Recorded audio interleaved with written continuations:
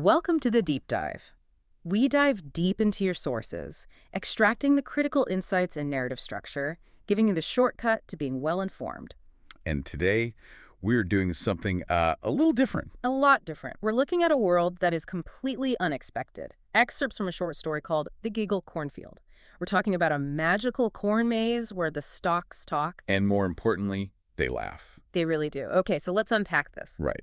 Our mission here is to extract the core narrative, the specific details that make this story so unique, and the simple, but I think essential lesson it's trying to teach. It's a very targeted dive. Absolutely. It's Yep. all about encouraging kindness and joy. So for everyone listening, we're exploring the events at a place called Maple Hollow Farm, where a famous corn maze became, well, very strange. All thanks to two kids, Mia and Max, and a surprisingly sensitive root system. Let's set the scene. Yeah. So Maple Hollow Farm's corn maze.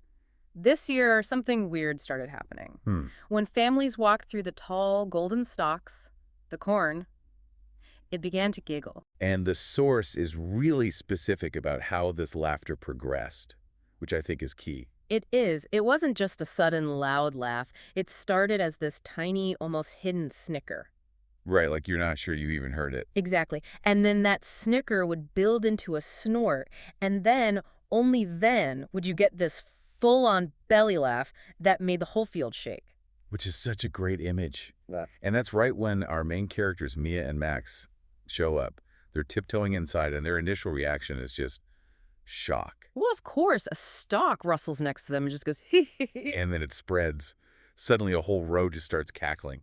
It's that moment where Max just points and says, "The corn laughed." And that's when we get the big reveal, the explanation. The corn itself has to explain what's going on. Yeah, one of the stalks, it's still sort of wheezing from laughing, manages to get out, "Stop, stop, your walking tickles our roots." And that's the whole premise right there. That they're being disturbed, the walking, the footsteps. It's a good thing. It feels good. It tickles. They confirm they're the Giggle Cornfield, and this is where it gets really interesting. They say laughter isn't just fun for them. No, it's functional. It actually helps them grow golden and sweet. So joy is framed as a literal nutrient for them. It's like sun or water, which is a fascinating concept. It's the engine of the whole story. So, Yeah. of course, the kids hear this and they think, How can we make them laugh more? exactly. And this is where it gets really specific. The source details 4 actions the kids discovered that really got the corn going. Okay, so the first one was walking in circles. I guess that creates a kind of sustained, dizzying tickle for the roots. A constant vibration, yeah. The second one moves into absurdity, is saying silly words. The example they give is pickle poncho. Pickle poncho. Yeah. So it's not about meaning, it's about playful sounds. The joy of pure nonsense. Which leads right into the third one, making shadow puppets on the corn stalks. Which is so interesting. It suggests they're not just sensitive to touch, to the roots, but also to light and, creativity, visual imagination. And finally, number 4, which is a classic, telling knock-knock jokes. The universal humor format. So you have movement, nonsense words, visual art, and structured jokes. The kids are putting on a full comedy show. A holistic sensory experience for corn. But it wasn't just the kids. The whole ecosystem gets involved. We meet Basil the bunny. Right. Basil's just doing his bunny thing, hopping through the maze. But when his long ears brush against the leaves, The whole field just shrieks with laughter. it reinforces how incredibly sensitive they are. And there's this one detail I I know love. what you're going to say. The ear of corn rolling off the stalks. Yes. One ear of corn rolls right off its stalk from laughing too hard. It shows the joy is just so intense, it's almost overwhelming. It's the peak of happiness for the field. But just as we hit that peak, the narrative makes a sharp turn.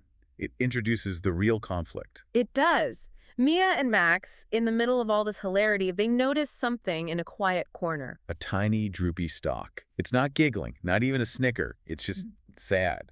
And this is the turning point.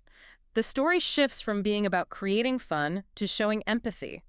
Mia goes over and asks it, why it's so quiet. And its answer is just heartbreaking. Hey. The little stalk just says, I don't know how to laugh. And all the other corn stalks just gasp. That collective gasp is so important. It shows that in this world, not knowing how to be joyful is. It's just shocking. It really highlights how isolated that little stalk feels. But the kids, their response is immediate. It's not judgment. It's an offer to help. Mia just says, "That's okay. Want us to teach you." And now their focus changes completely. It's not about making the whole field laugh anymore. It's about this one, single, shy stalk. They pull out all the stops. First, they tell their silliest jokes directly to it. Nothing happens. Nothing. So Max decides to up the ante with physical comedy. He does this super goofy chicken dance right there in the dirt.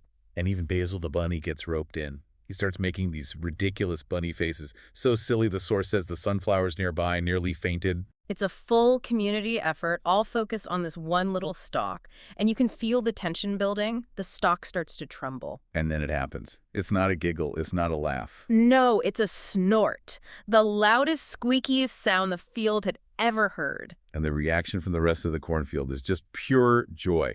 They erupt in cheers and applause for their friend. It's this huge moment of communal celebration. It is. And from that moment on, everything changes for that little stalk. It becomes the, what does the source call it? The giggle champion. The giggle champion. Its laugh becomes so contagious that families start coming to the farm just to hear it. The one who struggled the most becomes the biggest source of joy.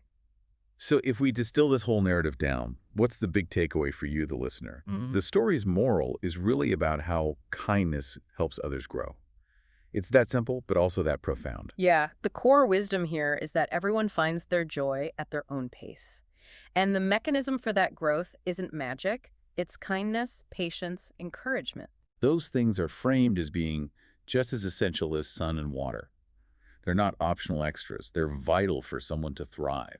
It's a really powerful analogy. It encourages you to see your own interactions, your own words, as things that can literally help someone else grow. And it highlights that different people need different kinds of support. The whole field laughed at the tickling roots. Right. But the shy corn needed something different. It needed the chicken dance and the silly faces that focused personal attention. To boil it down to the central lesson, the one the story is built to deliver. Sometimes laughter grows when friends help you find it. Kindness makes every field brighter. That really sums it up perfectly. It uses this wonderfully absurd idea of a ticklish cornfield to teach a pretty sophisticated truth about compassion. A very successful deep dive, I'd say. Absolutely. We've navigated the Giggle Cornfield, we've analyzed the methods of Mia and Max, and we've celebrated the triumph of the champion laugher. And that leaves us with a final thought for you to take away.